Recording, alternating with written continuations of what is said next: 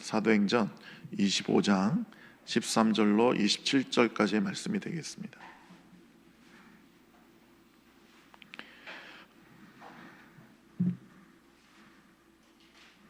사도행전 25장 13절부터 27절까지의 말씀입니다.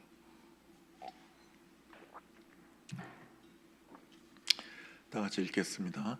수요일에 아그리빠 왕과 버니게가 베스도에게 문하러 가이사랴로 와서 여러 날 있더니 베스도가 바울의 일로 왕에게 고하여 이르되, 벨릭스가 한 사람을 구류하여 두었는데 내가 예루살렘에 있을 때에 유대인의 대제사장들과 장로들이 그를 고소하여 정죄하기를 청하기에 내가 대답하되, 무릇 피고가 원고들 앞에서 고소사건에 대하여 변명할 기회를 있기 전에 내주는 것은 로마 사람의 법이 아니라 했노라. 그러므로 그들이 나와 함께 여기 오매 내가 지체하지 아니하고 이튿날 재판자리에 앉아 명하여 그 사람을 데려왔으나 원고들이 있어서 내가 짐작하던 것과 같은 악행의 혐의는 하나로 제시하지 아니하고 오직 자기들의 종교와 또는 예수라는 이가 죽은 것을 살아 있다고 바울이 주장하는 그 일에 관한 문제로 고발하는 것뿐이라.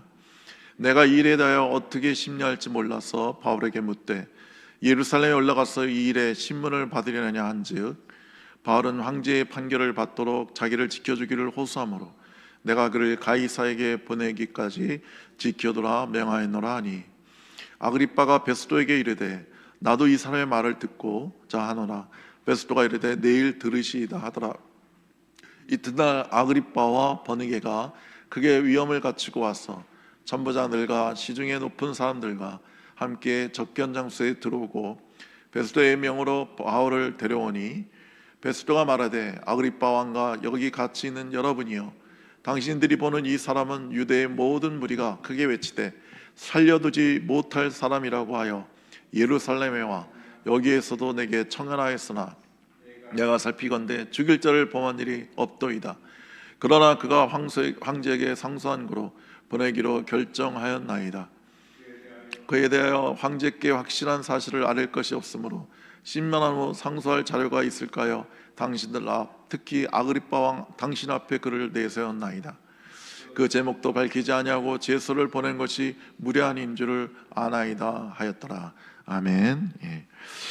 가이사라 빌립보에 그 2년 동안 바울은 감금되어 있었습니다. 그러니까 전 유대 총독인 그 벨릭스가 죄를 찾지 못했지만 유대인들의 환심을 사기 위해서 또 바울에게 무슨 뇌물을 받을까 해서 그를 자그마치 2년 동안이나 감금해 두었던 것입니다. 바울은 여러 지방, 여러 나라를 여행하면서 복음을 전했던 사람인데 그 감옥에 2년 동안 같이 있으려니까 여러모로 힘이 많이 들었을 것입니다. 자, 그에게 이제 새로운 유대 총독이, 로마 총독이 부임했습니다. 그 이름은 베스도입니다. 베스도가 그 바울이 그 벨릭스에서 구류되어 있는 것을 보고 무슨 죄로 이 사람이 잡혀 있는지 알아보려고 재판을 열었지만 뭐 로마법에 의해서는 하나도 정죄할 만한 유죄 취지의 어떤 죄를 전혀 짓지 않은 거예요. 그래서 베스도도 어떻게 해야 될지 몰라서 그를 계속 구류하고 있습니다.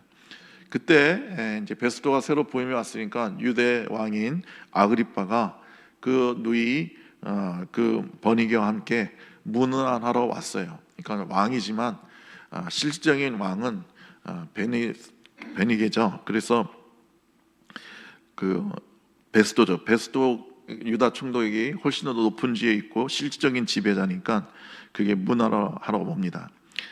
여기서 버니게는 그 아그리빠 왕의 누이입니다. 한 살 아래 여동생인데 일찍이 철학자 필로의 조카인 마르크스하고 약혼했고요. 후에 갈기스 왕이며 그녀의 삼촌인 헤롯 빌립과 결혼합니다. 그러나 그 빌립이 주 48년에 죽자 그전 오빠 아그리빠 왕의 궁전에 거예했습니다. 그러다가 로마 황제 그 베스파시안의 정부가 되었다가 또 이제 이 여자는 참 희한해요. 그러다가 그 베스피안의 아들인 티투스가 유다에 쳐들어왔을 때 또 그 티투스와 결혼을 합니다. 그리고 티투스가 로마로 되돌아갈 때 같이 따라갔는데 로마 시민들이 이렇게 행실이 이상하고 더럽고 추한 여자가 로마에 들어오지 못한다고 막 데모를 했어요. 그래서 이 베니게는 로마로 가지 못하고 유대로 돌아와서 그 오빠와 함께 궁전에 거하게 됩니다. 근데 이 친남매가 그 같은 궁전에 오랫동안 살기 때문에 유도인들에게 많은 의혹을 삽니다. 율법의 근친상간을 금했음에도 불구하고 이 둘이 근친상간을 했다고 유대인들은 막 수군댔습니다. 그래서 공공연하게 그들은 불륜을 맺고 있다고 그렇게 소문이 그 당시에 나 있었습니다. 이 아그리빠 왕은 그 사도행전 12장에서 야고보를 죽인 헤롯 아그리빠 1세의 아들입니다. 그러니까 성경에 헤롯이 많은데 다 다른 헤롯이에요. 근데 이름은 똑같이 헤롯 쓰니까 우리 성도들이 헷갈리는데, 그러니까 사도행전 12장에서 야고보 사도를 죽인 헤롯 아그리빠 1세의 아들이 오늘 본문에 나온 아그리빠 2세예요. 그리고 세례요한을 죽인 헤롯의 조카일 수가 있죠. 조카입니다. 그리고 예수님을 죽이려 했다가 베들레헴의 2살의 남자애들을 다 죽인 그 헤롯 대왕의 손자입니다. 이 아그리빠는 친로마적인 사람으로 로마에 잘 보였기 때문에 로마의 황제로부터 이스라엘의 많은 땅을 받아서 면목상 그 왕노릇을 하고 있던 사람입니다. 근데 실질적 지배자는 로마 총독이죠. 그래서 아그리빠는 베스도에게 문안하러 갑니다. 그러니까 직책상으로는 왕이지만 이 왕은 로마의 정권 아래 인준된 왕이기 때문에 베스도가 더 높아서 그에게 문안하러 갑니다. 여러분, 세상의 인간적인 권세는요, 인간적인 복종이 반드시 따릅니다. 인간적인 권세를 유지하기 위해서 인간적인 권세에 복종해야 합니다. 우리나라 대통령도 뭐 무소불위의 권세를 가진 것 같지만 아니죠. 국민이라는 권세 앞에 국민 그 대통령이 하야를 하고 뭐 탄핵을 당하고 뭐 그러지 않습니까? 그러니까 오직 하나님의 권위에 순종하는 사람만이 아무것도 두려워할 필요 없고 다른 데 머리 숙일 이유가 없는 거예요.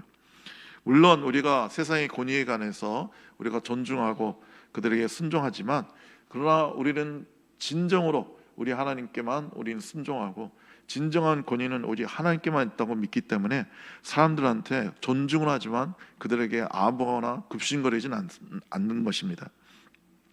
하나님을 모르는 사람은 모든 인간에게 의존도 있지만 하나님을 전적으로 의지하는 사람은 하나님을 전적으로 의지하는 사람은 사람을 의지하지 않습니다. 사람에게 복종하지 않습니다.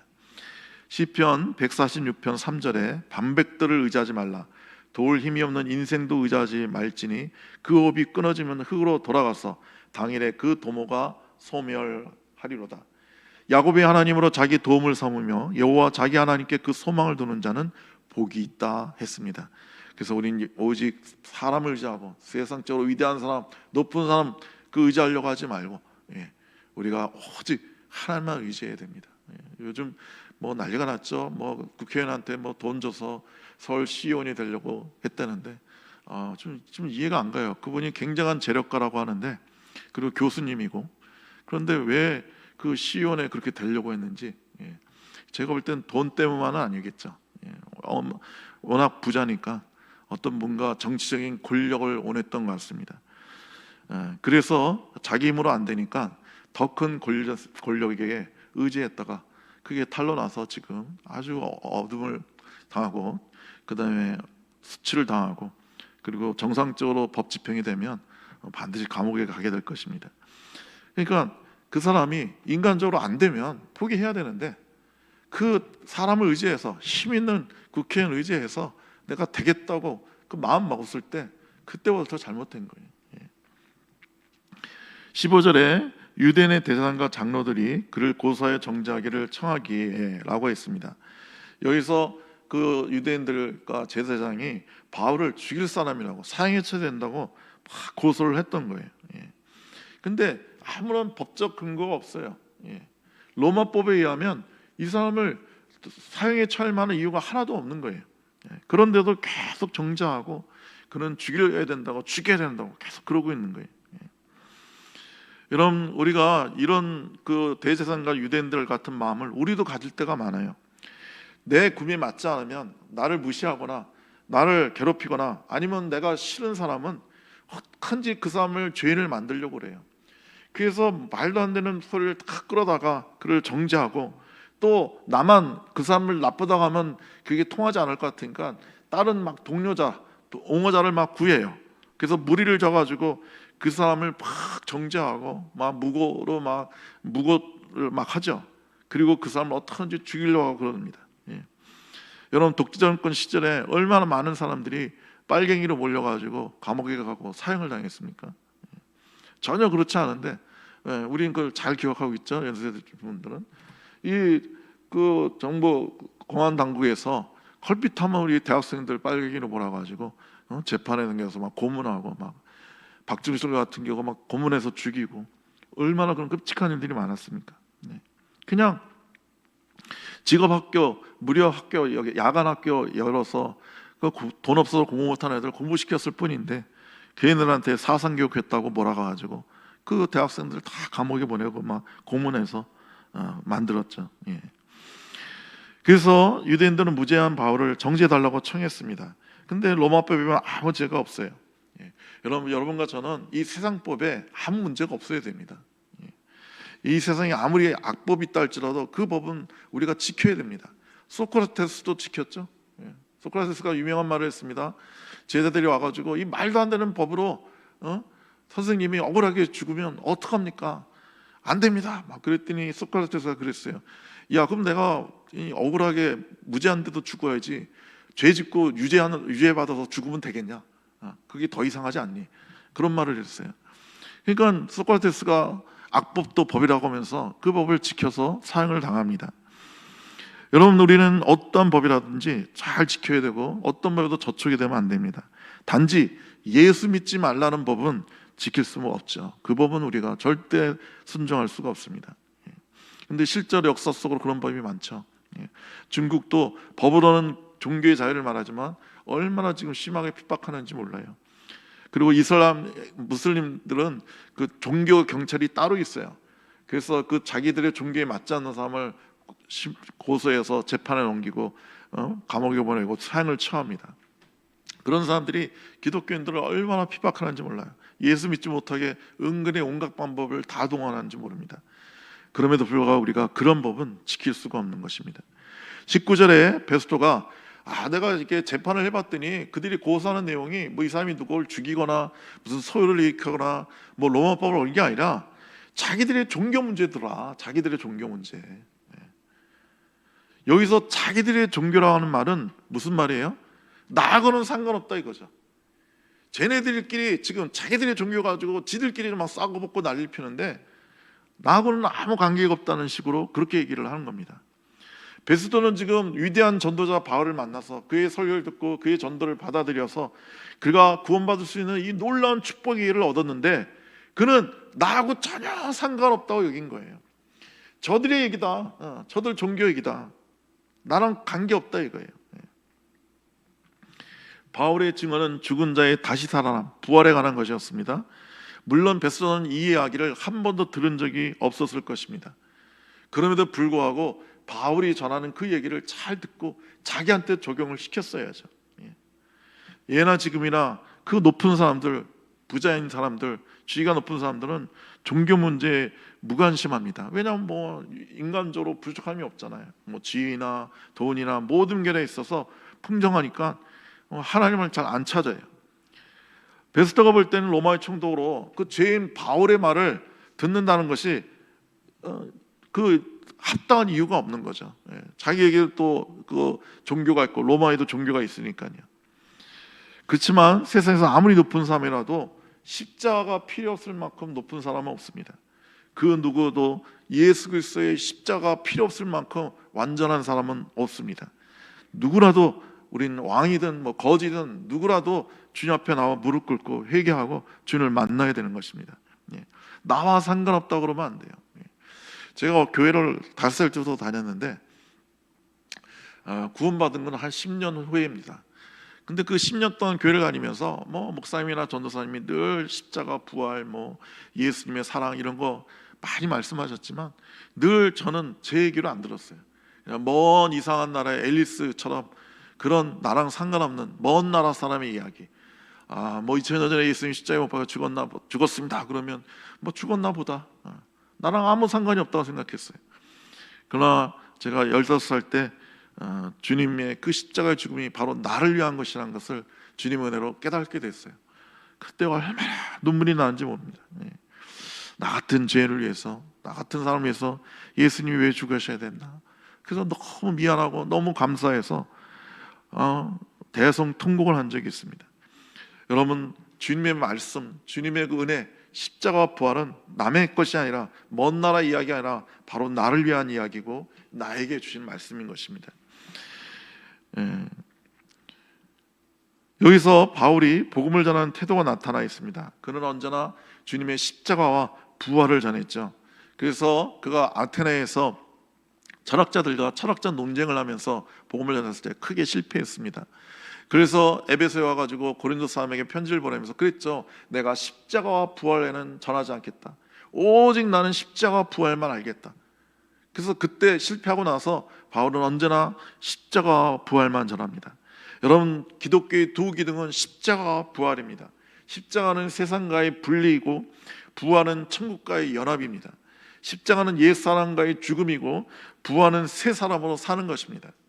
여러분, 십자가는 죄를 씻는 유일한 길이고 부활은 새 영을 부어주는, 새 영이 주어지는 유일한 길입니다. 여러분, 옛날 예루살렘 성전에 가면 입구에 커다란 기둥 두 개가 있어요. 그 기둥의 이름이 보아스와 야긴이라고 합니다. 보아스는 저가 세울이라는 뜻이고 야긴은 능력이라는 뜻이에요. 이 두 기둥이 십자가와 부활의 상징입니다. 여러분, 우리가 십자가와 부활과 연합되지 못한 사람은 하나님의 성소에 들어갈 수가 없어요. 하나님의 나라에 들어갈 수가 없는 것입니다. 22절에 보니까 아그리빠가 나도 이 사람의 말을 듣고자 하노라 했어요. 여러분, 그의 할아버지도 예수님을 보고자 했죠. 근데 여기서 이 듣고자 한다는 것은 정말 내가 복음을 듣고 싶습니다, 내가 주님을 믿기 원합니다, 이런 마음으로 듣겠다는 게 아니에요. 호기심이에요. 그 할아버지 헤롯도 그 그리스도에 관한 그 신비한 얘기, 그가 행하는 그 신비한 역사를 듣고 그를 보기 원했던 것처럼 바울도 어딜 가든지 간에 그 신비한 역사를 일으키고 막 치유를 일으키고 막 죽은 자를 살렸다고 하니까 호기심에 보고 싶은 거예요. 여러분, 우리 인간이 범죄하는 가장 결정적인 그 요인이, 그 통로가 호기심입니다. 사람은요 절대로 거룩하고 좋은 곳에 호기심을 안 갖습니다. 야, 성경 읽으면 은혜가 넘친다는데 성경 읽어볼까? 이런 호기심은 아무도 안 갖습니다. 여러분, 기도하면 성령 충만하다 그러는데 방언의 은사가 임하고 막 예언의 은사가 임한다는데, 와, 그게 뭘까? 내가 또 기도해서 나도 한번 받아봐야겠다, 이런 호기심은 안 가져요. 전부 다 악한 거예요. 여러분, 그 담배 피우는 사람한테 질문했어요. 담배를 왜 피게 됐냐 했더니 호기심에 폈다는 거예요. 여러분, 그 마약하는 사람들 왜 마약했냐 그러면 호기심에 했다는 거예요. 막을 하면 그렇게 좋다는데 얼마나 그런지 한번 체험해 보려고 했다가 중독자가 됐습니다. 이런 것처럼 악한 것에만 호기심을 가져, 인간은. 물론 호기심으로 출발해도 순종으로 들어가서 주님을 만나고 변화된다면 너무나도 좋은 것입니다. 그러나 우리가 하나님의 이 말씀을 호기심으로 대하지 말고 정말 낮은 자세에서 겸손하게 내게 주신 말씀으로 들을 때 그때 놀라운 변화가 있게 되는 것입니다. 23절에 아그리빠와 버니게가 호화찬란한 궁중옷으로 위엄을 갖추고 고관들을 거느리고 위풍당당히 나타났습니다. 아마 베스도 그랬겠죠. 베스도 아마 로마의 그 귀족의 그 자줏빛을 옷을 입고 위풍당당하게 그 높은 자리에 이렇게 앉아 있었을 겁니다. 그 앞에 바울이 끌려 나옵니다. 세살에 묶여 나온 그 바울. 여러분, 그 역사적 기록에 하면 유대인들이 그려서 좀 나쁘게 그런 것 같은데 바울은 키가 아주 작았다고 그래요. 코도 매부리 크고 막 눈도 이상하고 되게 못생겼다고 그렇게 표현을 하고 있습니다. 유대인들이 미워해서 그런지 모르지만 하여간에 그는 일개 천막궁이고 그는 사람의 눈에 봤을 때 보잘것이 없었을 겁니다. 그리고 더군다나 제수복을 입고 있고 세살에 묶여 있으니까요. 그러나 그의 얼굴은 해와 같이 빛났을 것입니다. 그는 주님을 섬기고 주님을 사랑하기 때문에 스데반처럼 천사처럼 빛나고 있었을 거예요. 여러분, 베스도는 죄를 찾지 못했어요. 그런데도 그가 그 황제에게 시저, 가이사는 시저죠. 시저에게 상소하노라니까 이제 바울을 보내야 되는데 뭐 제목을 적어서 보내야 되는데 적을 게 없는 거예요. 뭐 상소를 하려면 이 사람은 이러이러한 죄를 져서 시저에게 보냅니다. 판결해 주세요 하고 보내야 되는데 적을 게 없는 거예요. 그래서 베스도는 막 고민을 합니다. 그래서 막 이리 고민하다 저리 고민하다가 아그리빠 왕이요, 당시에는 유대의 왕이니까 오셔서 이 사람의 제목 좀 찾아주세요. 지금 그러고 있는 겁니다. 여러분, 베스도는 고민할 이유가 없는 거예요. 그가 왜 고민합니까? 자꾸 벨릭스가 2년 동안 붙들어뒀고 유대인들도 막 죽이러 가니까 유대인들 눈치 보느냐고 고민하는 거예요. 그가 눈치 보지 않고 그냥 사실대로 그게 아무 죄가 없으니까 너는 상소할 필요 없어, 너는 무죄니까 너를 석방하노라 하면 되는 거예요. 근데 베스도는 그걸 안 하니까, 그걸 주저하니까 고민이 되는 거예요. 사랑하는 성도 여러분, 우리가 진리에 섰을 때 우리는 담대하게 됩니다. 고민하지 않습니다. 여러분, 아까 말한 것처럼 그 시온 되려고 얼마나 고민을 했겠어요. 그 시온이 월급도 많이 주긴 하더라고요. 뭐 연봉이 7,500만 원에다가 전 더 이해 안 되는 건 7,500만 원이나 주는데 겸직을 할 수가 있어요. 그러니까 회의에 가끔 가고 그냥 자기 하는 일 계속 해도 되는 거예요. 사업을 해도 되고, 그 사람은 뭐 무슨 어느 여자대학교 교수를 했는데 교수직도 계속 해도 되는 거예요. 그러니까 굉장히 경제적으로 굉장히 좋고 폼도 나고 좋죠. 근데 분명히 자격이 안 된다고 했어요. 집이 여러 채니까. 부자라 뭐 전국에 집이 여러 개가 있다고 하더라고요. 근데 고민을 하는 거예요. 내가 어떻게 하면 될까? 내가 안 된다는데, 집이 많아서 안 된다는데 어떻게 하면 내가 쉬워졌을까? 하다가 생각하는 게 뇌물 쓰는 거예요. 여러분, 안타까운 겁니다. 그 사람은 그 안에 세상의 영이, 욕망의 영이 가득하기 때문에 고민하다가 그런 악한 결정을 하게 된 겁니다. 여러분, 우리가 주의 성령으로 충만하면요, 그런 걸로 고민하지 않습니다. 내가 안 되면 안 되는 거지 뭐. 죽으면 죽으리라.